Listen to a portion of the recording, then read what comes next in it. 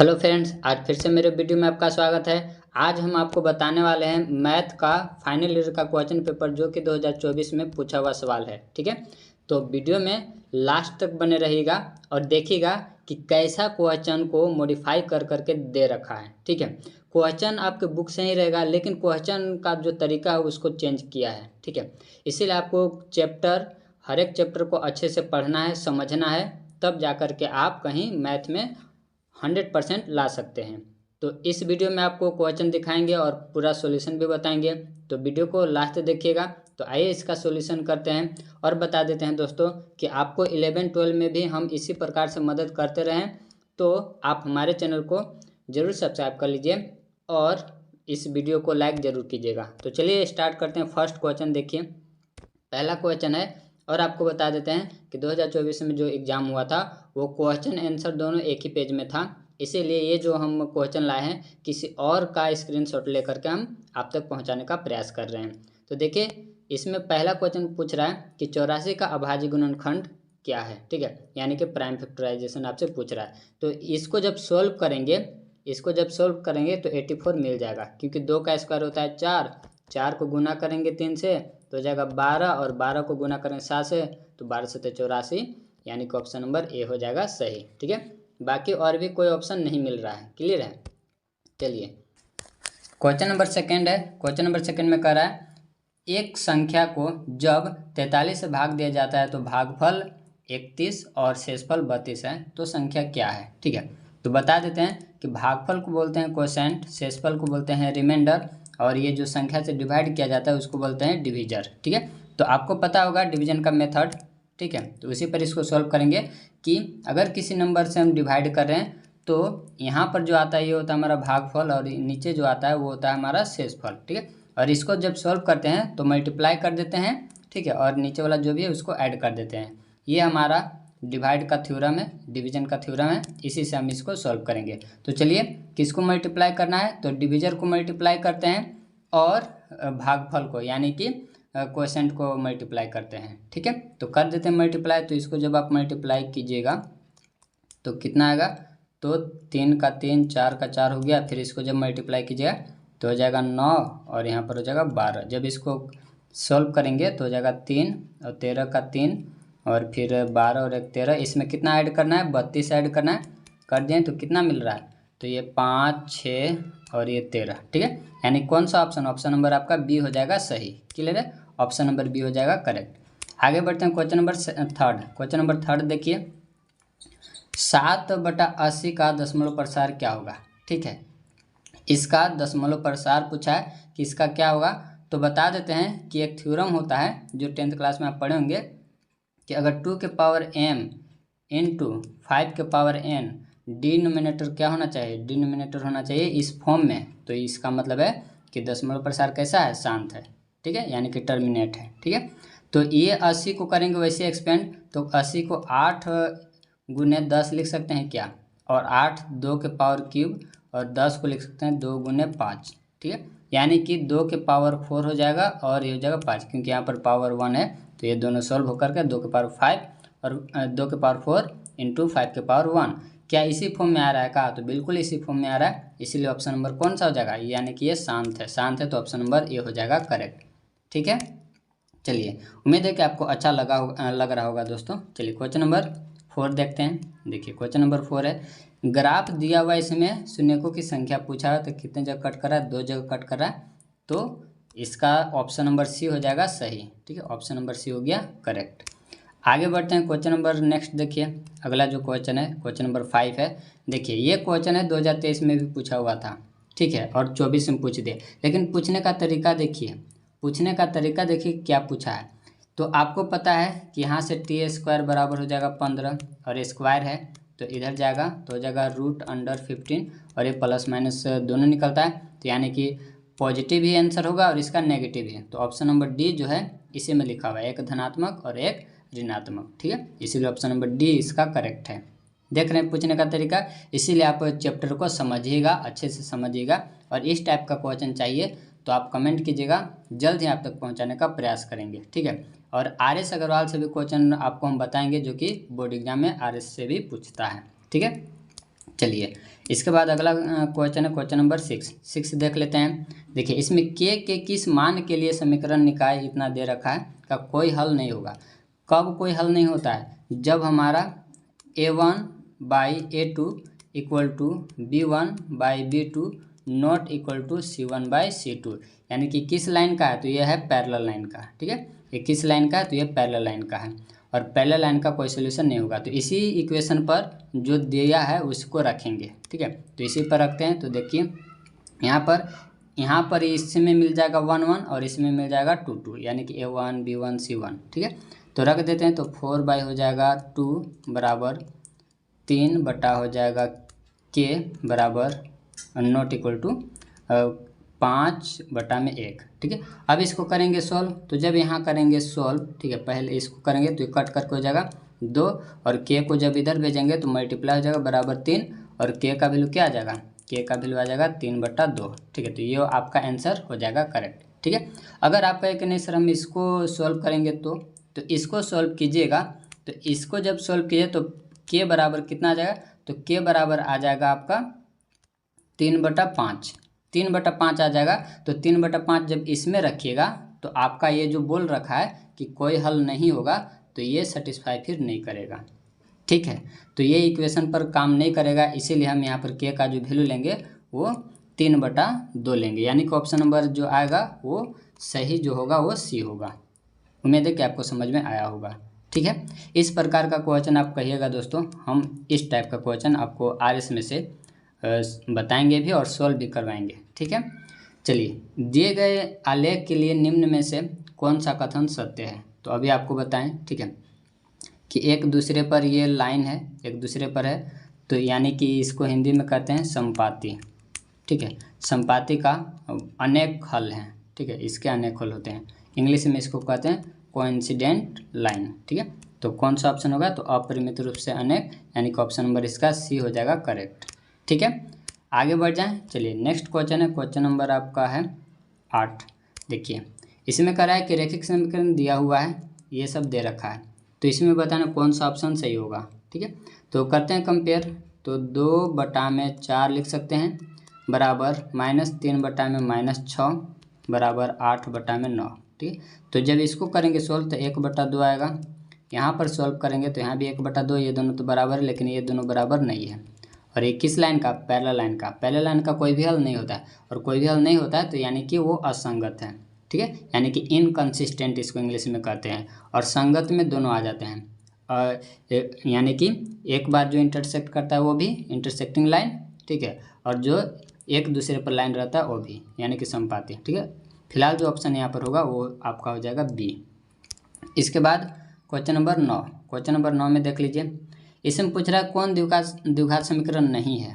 ठीक है, कौन द्विघात समीकरण नहीं है? तो अगर ऑप्शन नंबर बी को हम देखें तो इसको अगर सॉल्व करेंगे तो हो जाएगा x² + x + 8 बराबर x² - 4। x² और x² ख़त्म हो गया। जब x² ही ख़त्म हो गया तो सिर्फ x बचा, तो ये द्विघात समीकरण नहीं है। ठीक है, ऑप्शन नंबर बी हो जाएगा सही। बाकी सब है, बाकी सब आप करके देख लीजिए, बाकी सब द्विघात समीकरण है। क्लियर है? इसके बाद क्वेश्चन नंबर 10 में देखिए, अब यहाँ पर दे रखा है मूलों की प्रकृति क्या है। ठीक है, तो मूलों की प्रकृति जब डी का वैल्यू निकालते हैं तब हमें पता चलता है। फॉर्मूला क्या होता है? b² - 4ac। तो रखते हैं, तो b के जगह पर कितना है? तो -1 है, तो -1 का स्क्वायर -4 इंटू a के जगह पर कितना है? √2 है, और c के जगह पर कितना है? तो -√2 है।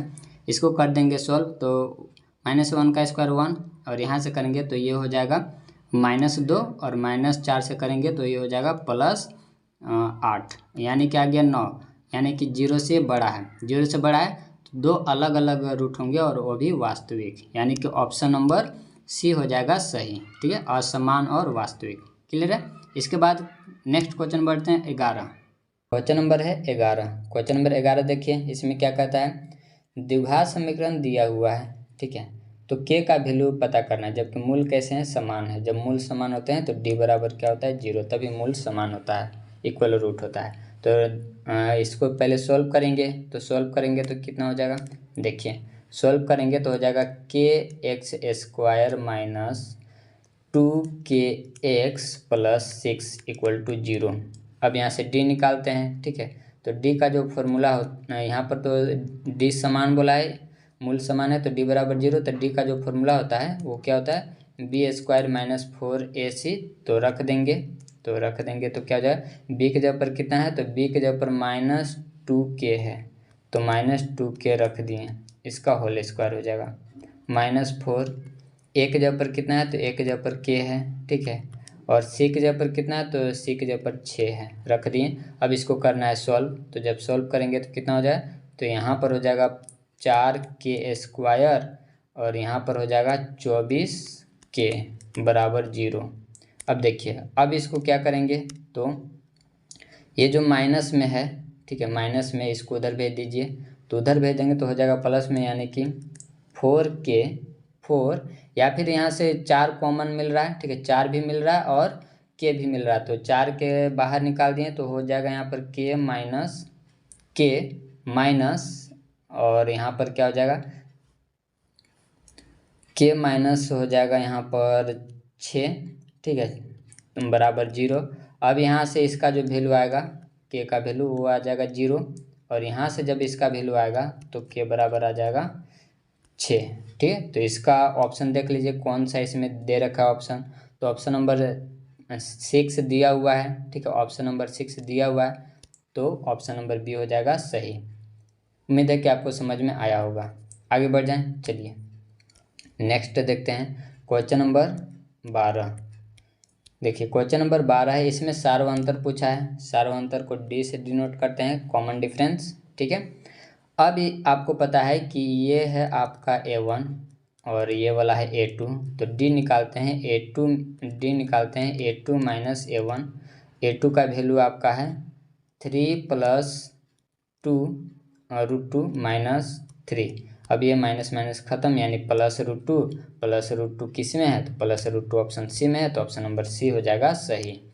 क्वेश्चन नंबर 13 देख लीजिए। इसमें एपी का 10वां पद पूछा है, ठीक है। तो 10वां पद पूछा है, इसका मतलब 10वां पद को हम ऐसे लिख सकते हैं, a + 9d 9d लिख सकते हैं। अब इसी पर रख देंगे वैल्यू a और d का। तो a का तो वैल्यू -3 है और d का वैल्यू कैसे निकालते हैं, तो d का वैल्यू -1/2 और ये माइनस पहले से था इसलिए प्लस हो गया। अब यहाँ से कर लेंगे सोल्व, तो हो जाएगा 1 - +6/2 यानी कि 5/2। 5/2 यहाँ पर रख देंगे, तो a का वैल्यू आपका -3 प्लस का चिन्ह है और 9 × d का वैल्यू आपका आ गया 5/2, ठीक है। अब इसको करेंगे सोल्व, तो ऊपर में हो जाएगा 45 और एलसीएम ले लेंगे तो हो जाएगा कितना हो जाएगा, इसका कलर चेंज कर लेते हैं, तो हो जाएगा ये -6 + 45/2। अब इसको घटा देंगे तो यहाँ पर जब इसको घटाएं तो 15 में से 6 हो जाएगा, तो कितना बचेगा 9 3/2, ठीक है। और इसको डिवाइड करेंगे तो ऑप्शन नंबर सी आ जाएगा सही, ठीक है, ऑप्शन नंबर सी आ जाएगा सही, ठीक है। तो ऑप्शन नंबर सी हो गया करेक्ट।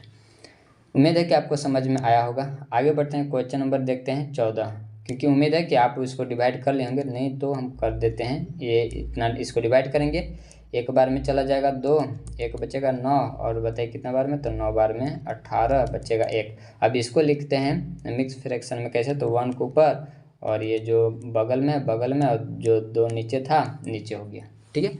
ये हो गया इसका आंसर। क्वेश्चन नंबर 14 देखते हैं। क्वेश्चन नंबर 14 ये रहा। अब यहाँ पर पूछा है दूरी, ठीक है। तो दूरी पूछा है तो आपको डिस्टेंस फार्मूला उम्मीद है कि आपको याद होगा। तो ए बी बराबर जो फार्मूला होता है वो क्या होता है, तो x2 - x1 का whole square plus y2 - y1 का होल स्क्वायर, इतना हो गया। आप रख दीजिए इसमें। तो यहाँ पर ये सब जो है 1 1 है और ये आपका 2 2 है, ठीक है। तो x2 आपका हो गया 4 - 1, ठीक है, और इसका स्क्वायर हो जाएगा प्लस 6 - 2 और इसका भी स्क्वायर। यहाँ पर करेंगे तो 3 आएगा, 3 का स्क्वायर हो जाएगा 9 और यहाँ पर करेंगे तो 4 का स्क्वायर हो जाएगा 16 और इसको जब सोल्व करेंगे तो आएगा 25 और 25 किसका स्क्वायर रूट है, 5 का है, तो 5 इकाई इसका आंसर हो जाएगा, ठीक है, option number A. Question number 15 देखिए। क्वेश्चन नंबर 15 है, यहाँ पर क्या कहता है कि मिलाने वाले रेखाखंड के मध्य बिंदु एक्स वाई के लिए निम्न में कौन सत्य है। तो ये एक रेखाखंड है, यहाँ पर दे रखा है 7,1 है और यहाँ पर दिया हुआ है 3,5 है और एक पॉइंट है मिड पॉइंट मध्य बिंदु, ठीक है, जो कि एक्स और वाई है। तो इसके लिए क्या इक्वेशन होना चाहिए जो कि चारों में से सही होगा। तो आपको पता है कि जब भी मध्य बिंदु होता है तो एक्स का वैल्यू निकालना रहता है, तो करते क्या है कि दोनों को जोड़ देते हैं। तो 3 + 7/2 हो जाएगा 10, 10 को आधा करेंगे तो 5, सही है। अब y का वैल्यू निकालते हैं, तो y का जब वैल्यू आप निकालिएगा तो कितना आ जाएगा, तो 1 और 5 को जोड़ देंगे, तो 1 और 5 को जोड़ दें बटा में 2 से करेंगे, यानी कि आ जाएगा 6, यानी कि कट करेंगे तो 3।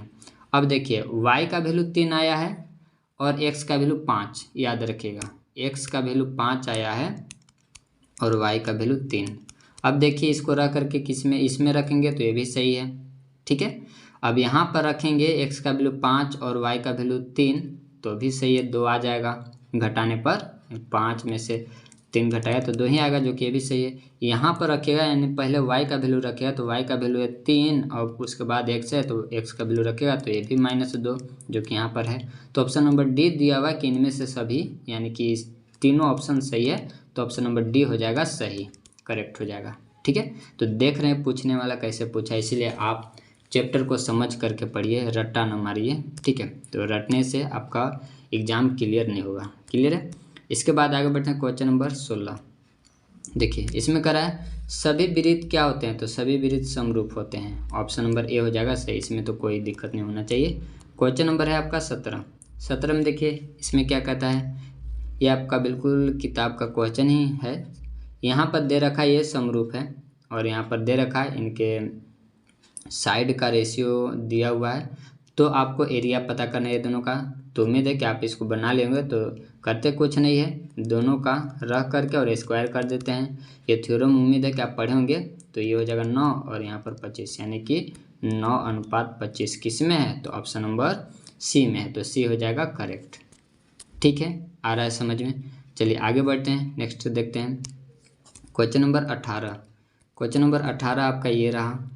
देखिए क्वेश्चन नंबर 18 में दिया हुआ है, देखिए ये जो क्वेश्चन है, ये क्वेश्चन उम्मीद है कि स्टूडेंट जो 2024 में दिए होंगे जरूर बनाए होंगे।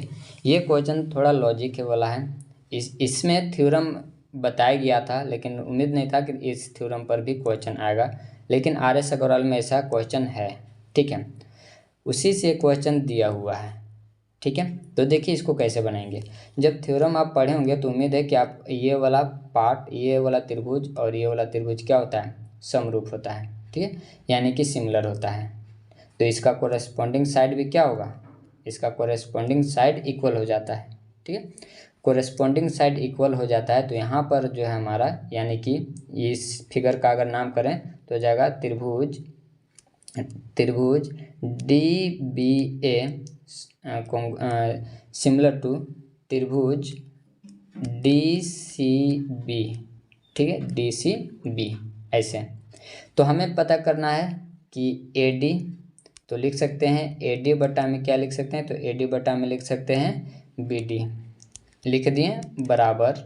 अब इसके बाद BD बटा में क्या लिख सकते हैं, तो BD बटा में लिख सकते हैं DC, ठीक है।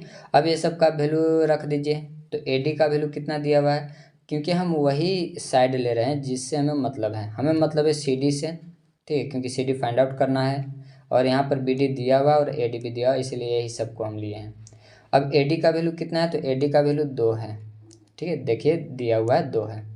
BD का वैल्यू कितना है, तो BD का वैल्यू 4 है बराबर। फिर यहाँ पर भी BD है तो यहाँ पर भी 4 रख दिए, और DC तो हमें निकालना है, या फिर CD कह दीजिए, कोई दिक्कत नहीं है। यहाँ पर कट जाएगा 2 और ये वाला 2 इससे जाकर मल्टीप्लाई हो जाएगा, जब क्रॉस मल्टीप्लाई करेंगे तब तो हो जाएगा DC बराबर कितना हो जाएगा, 8 हो जाएगा। तो कौन सा ऑप्शन करेक्ट है, ऑप्शन नंबर ए, ठीक है। अगर इस टाइप का आपको क्वेश्चन चाहिए तो आप बताइएगा, इस टाइप का क्वेश्चन RS अग्रवाल से ज़रूर आपको बताएंगे भी और क्वेश्चन भी देंगे, ठीक है। इसीलिए आप हमारे चैनल से ज़रूर बने रहिए, और दोस्तों अच्छा लगे तो बताइए और वीडियो को लाइक ज़रूर कीजिए। आगे बढ़ते हैं, क्वेश्चन नंबर नेक्स्ट है क्वेश्चन नंबर 19। अब देखिए ये भी क्वेश्चन मज़ेदार क्वेश्चन है, ठीक है। इसमें भी हमें अच्छा लगा कि इस टाइप का क्वेश्चन पूछता है। चलिए, दिया हुआ 5 सेंटीमीटर त्रिज्या वाले एक वृत्त की 2 समांतर रेखाएं, देखिए 2 समांतर रेखाएं, इसको ध्यान में रखिएगा। पहले तो एक सर्कल बना लेते हैं जिसका त्रिज्या कितना है, 5 सेंटीमीटर है, ठीक है। अब बताइए कि समांतर रेखा मान लीजिए ऐसे हम बना दिए हैं, तो एक सर्कल पर 2 ही समांतर रेखाएं ड्रॉ किए जा सकते हैं, ठीक है। एक सर्कल पर एक ही पेयर समांतर रेखाएं ड्रॉ किए जा सकते हैं, यानी कि 2 लाइन को ही सिर्फ ड्रॉ कर सकते हैं। बताइए यहाँ से यहाँ तक की दूरी 5 है, तो ये भी तो त्रिज्या है, तो ये भी 5 होगा, यानी कि इनके बीच का जो डिस्टेंस है वो कितना हो गया, 5 5 10 सेंटीमीटर। तो 10 किस में है, तो ऑप्शन नंबर डी में है, ठीक है। तो अगर स्टूडेंट थोड़ा सा भी वहाँ पर ध्यान दिए होंगे तो मेरे के ऑप्शन सही मारे होंगे। क्लियर है, आगे बढ़ते हैं क्वेश्चन नंबर 20। क्वेश्चन नंबर 20 में देखिए, अब ये भी क्वेश्चन देख लीजिए कैसा क्वेश्चन पूछा हुआ था, ठीक है। अब यहाँ पर आप याद किए होंगे फ्रैक्शन में, लेकिन डेसिमल में दे दिया, ठीक है, तब कैसे बनेगा, तो बिल्कुल भी अकबकाना नहीं है, ये बहुत सिंपल है। इसको आप कन्वर्ट कर दीजिए, तो उम्मीद है कि आप इसको कन्वर्ट किए होंगे, तो आया होगा 6/10, ठीक है। अब इसको स्मॉलेस्ट कर दीजिए, तो आ जाएगा 3/5, ठीक है। अब हमें किससे पूछ रहा है, तो सेक ए का वैल्यू पूछ रहा है, ठीक है। तो सेक ए का वैल्यू पूछा है, तो आप जानते हैं कि सेक थीटा बराबर जो फॉर्मूला होता है वो कोस थीटा का जस्ट उल्टा है। तो कोस का क्या होता है, तो कोस का होता है b/h, तो सेक का क्या हो जाएगा h/b, ठीक है। तो और साइन का जो यहाँ पर दिया हुआ है, साइन का होता है p/h होता है, और p/h ये जो वैल्यू दिया हुआ है 3/5, तो इसमें p का वैल्यू कितना हो गया, 3 हो गया, h का वैल्यू हो गया 5। यहाँ से हम किसका वैल्यू निकालेंगे, तो यहाँ से हम b का वैल्यू निकालेंगे। तो b का वैल्यू उम्मीद है कि इसका फॉर्मूला आपको पता होगा कि होता है h² = p² + b², ठीक है। इसी पर रखेंगे, तो जब इसको रखिएगा तो 5 का हो जाएगा 25 - 3 का हो जाएगा 9, तो यहाँ से जो घट करके आएगा, यहाँ से जो घट करके आएगा वो आएगा 16, और 16 का रूट इसका बाहर निकलेगा तो होगा 4, यानी कि b का जो वैल्यू आया वो हो गया 4, और h का वैल्यू कितना था 5, यानी कि 5/4। 5/4 किस ऑप्शन में है वो दिखाते हैं, 5/4, 5/4 किसी ऑप्शन में है ही नहीं, ठीक है। तो ऐसा नहीं कि किसी ऑप्शन में, इसको ध्यान से देखिए, यही है छुपा रुस्तम।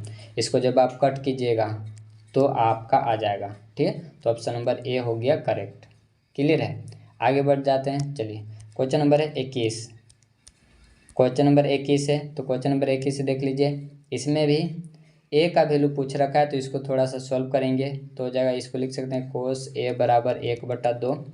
अब बताइए ये कितने डिग्री का है, कोस में ये कितने डिग्री का है, तो 60 डिग्री का, तो यानी कि ए के जगह पर कितना आएगा 60 डिग्री, तो ऑप्शन नंबर सी हो जाएगा सही। क्लियर है, आगे बढ़ते हैं क्वेश्चन नंबर 22 देख लीजिए। अब इसमें भी क्या ये क्वेश्चन है, मस्त क्वेश्चन है और बहुत आसान क्वेश्चन है। आपको पता है कि जो फॉर्मूला होता है लिखा देते हैं, 1 + tan² थीटा बराबर होता है sec² थीटा, ठीक है। अगर हम यहाँ से 1 को इधर ही रखें और 10 को उधर भेज दें तो क्या हो जाएगा, sec² थीटा - tan² थीटा, ठीक है। यानी कि 1 = sec² थीटा - tan² थीटा होगा। तो यहाँ से अगर 2 कॉमन ले लेते हैं तो यहाँ से भी वही टर्म बन जाएगा, sec² थीटा मतलब sec² a - tan² a, और इसके जगह पर कितना रखेंगे 1, तो 1 रखें तो 2 × 1 = 2, ठीक है। तो ऑप्शन नंबर देख लीजिए किस में है, 2, सिर्फ 2, तो ऑप्शन नंबर सी में है, तो सी इसका हो जाएगा करेक्ट। क्लियर है, आगे बढ़ते हैं क्वेश्चन नंबर 23। क्वेश्चन नंबर 23 देख लीजिए। अब ये भी क्वेश्चन अच्छा है, आपसे पूछ रहा है एंगल ऑफ एलिवेशन, ठीक है, एंगल ऑफ एलिवेशन यानी कि उन्नयन कोण आपसे पूछा जा रहा है, ठीक है। तो इस प्रकार के एक मीनार है और यहाँ से यहाँ तक की जो दूरी है वो इसमें कितना है, तो यहाँ से यहाँ तक की जो दूरी है इसमें दे रखा है, top of the tower at a point, top of the tower at a point 5 metre away from the foot, यानी कि जो टॉप है टावर का, जो टॉप है टावर का, ये कोई टावर है इसका टॉप तो यही है, यहाँ से 5 मीटर की दूरी पर है, ठीक है। तो टॉप ऑफ द टावर का तो हाइट भी 5 मीटर है, और यहाँ से यहाँ तक की जो दूरी है ये भी 5 मीटर का है, ठीक है, ये भी 5 मीटर का है। तो आपसे एंगल पूछ रहे हैं, यानी कि ये दोनों क्या हो गए, ये दोनों साइड हमारा इक्वल हो गए। इक्वल हो गए तो इसका मतलब ये 90 डिग्री है, तो ये साइड भी हमारा ये एंगल भी इक्वल हो जाता है। तो यहाँ पर तो 90 का है ही, तो यहाँ पर कितने कितने कितने कितने का बनेगा, तो ये बनेगा 45 45 का। ठीक है, तो ऑप्शन तो आपको ऐसे ही मार देना चाहिए था, ठीक, ऑप्शन इसका ऐसे हो जाएगा बी। ठीक है, ये ऑप्शन बी हो गया। खैर आपको हम बना करके बता रहे हैं कि कैसे आया 45, उसको बताते हैं। तो आपको बताएं कि ये भी 5 है, ये वाला भी 5 है। ठीक है, तो यहाँ पर ये 90 डिग्री है। ठीक है, 90 डिग्री है। तो कोई एंगल है, उन्नयन कौन बोला है, एंगल ऑफ एलिवेशन, तो यहीं पर एंगल होगा। ठीक है, और आपको पता है कि टेन थीटा बराबर क्या होता है, तो टेन थीटा बराबर होता है P/B। ठीक है, अब P का वैल्यू भी 5 है और B का वैल्यू भी 5 है, इसको कट करेंगे तो 1 आ जाएगा। और टेन थीटा में कितने डिग्री का वैल्यू 1 होता है, तो 45, तो ऐसे भी ये बन जाएगा। ठीक है, तो थोड़ा सा माइंड लगाइए, आपका 1 मिनट का टाइम बच जाएगा वहाँ एग्जाम में। ठीक है, आगे बढ़ते हैं। क्वेश्चन नंबर 24 में देख लीजिए, बिल्कुल इसको देख करके सीधा सीधा ऑप्शन क्या मारना है, बी मार देना है। ठीक है, इस प्रकार का क्वेश्चन हम कई बार करवा चुके हैं। खैर यहाँ पर सॉल्व करके आपको बता देते हैं। किसी एक को चेंज कीजिए, या तो 10 50 को बदलिए या फिर कोट 40 को बदलिए। ठीक है, किसी एक को बदल दीजिए। तो देखिए जब इसको बदलेंगे तो जाएगा, ऊपर वाला को बदलते हैं तो क्या इसको लिख सकते हैं, ये 10 50 है तो इसको ऐसे लिखना पड़ेगा। देखिए इसको 10 50 को लिख सकते हैं 10 90 -40 डिग्री, ताकि घटाने पर ऊपर तो 50 से आ जाएगा। नीचे वाला को ऐसे रहने देंगे, नीचे वाला को चेंज कीजिएगा तो फिर से वहीं पर पहुंच जाएंगे। ठीक है, अब ऊपर में बताइए 10 90 - थीटा बराबर क्या होता है, तो कोट थीटा होता है, यानी कि कोट 40, नीचे भी कोट 40, तो कट करके क्या हो जाएगा, कट करके 1। ठीक है, इसीलिए ऑप्शन नंबर बी हो जाएगा सही। क्लियर है, आगे बढ़ते हैं। क्वेश्चन नंबर 25 में देख लीजिए, कह रहा है दो वृत्तों के त्रिज्याओं का अनुपात दिया हुआ है। दो वृत्तों के त्रिज्याओं का अनुपात, त्रिज्या दिया हुआ है, त्रिज्याओं का अनुपात। तो मान लीजिए कि वृत्त 1 है। ठीक है, ये सर्कल 1 हो गया और ये सर्कल 2 हो गया। ये दोनों का फॉर्मूला क्या होता है, तो एरिया पूछा है ना, क्षेत्रफलों का अनुपात, तो πr²। ठीक है, तो इसका भी 1 और यहाँ पर कर दें πr²। ठीक है, ये पाई तो कैंसिल हो गया। इसका त्रिज्या कितना दिया हुआ, तो त्रिज्या दिया हुआ 3/4 और दोनों का स्क्वायर है तो स्क्वायर कर देंगे, यानी कि 3 का हो जाएगा 9 और 4 का हो जाएगा 16। ठीक है, तो ये 9:16, ऑप्शन नंबर सी हो जाएगा करेक्ट। क्लियर है, उम्मीद है कि आपको समझ में आया होगा। क्वेश्चन नंबर 26 है, इसमें देख लीजिए 42 सेंटीमीटर त्रिज्या वाले वृत्त के उस त्रिज्या खंड का केंद्रीय कोण 30 डिग्री है, तो क्षेत्रफल क्या होगा। ठीक है, ये कोई सर्कल है, इसका केंद्रीय कोण दिया हुआ 30 डिग्री है, तो और इसका त्रिज्या दिया हुआ 42 है, आर दिया हुआ, तो क्या होता है इसका फॉर्मूला। ठीक है, तो फॉर्मूला होता है जब इसका त्रिज्या खंड का क्षेत्रफल निकालना है, तो यानी कि एरिया ऑफ जब सेक्टर होता है, तो इसका जो फॉर्मूला होता है वो होता है θ/360 × πr²। ये इसका फॉर्मूला होता है। तो रख दीजिए थीटा का वैल्यू, जब थीटा का वैल्यू रख दीजिएगा 30, तो कट करके जो आएगा 30 जब यहाँ पर रखिएगा तो कट करके आएगा 1/12 आ जाएगा, और पाई का वैल्यू कितना 22/7। ठीक है, और आर का वैल्यू कितना 42 है, तो रख दीजिए 42 × 42। अब कट करेंगे इसको तो 6 7 42। ठीक है, और 6 दूना 12 और 2 को जब कट करेंगे 42 से कर दें तो 21। जब इसको करेंगे सॉल्व, जब 22, क्योंकि जो जो बचा उसको मल्टीप्लाई करेंगे, तो अब मल्टीप्लाई करेंगे 22 और 21 को गुना, तो 22 और 21 को गुना करेंगे। ठीक, तो 22 का 2, हाँ सिर्फ 2 बचा, फिर 44 44 और 2 46, यानी 462 किस में है, तो 462 आपका ऑप्शन नंबर सी में है।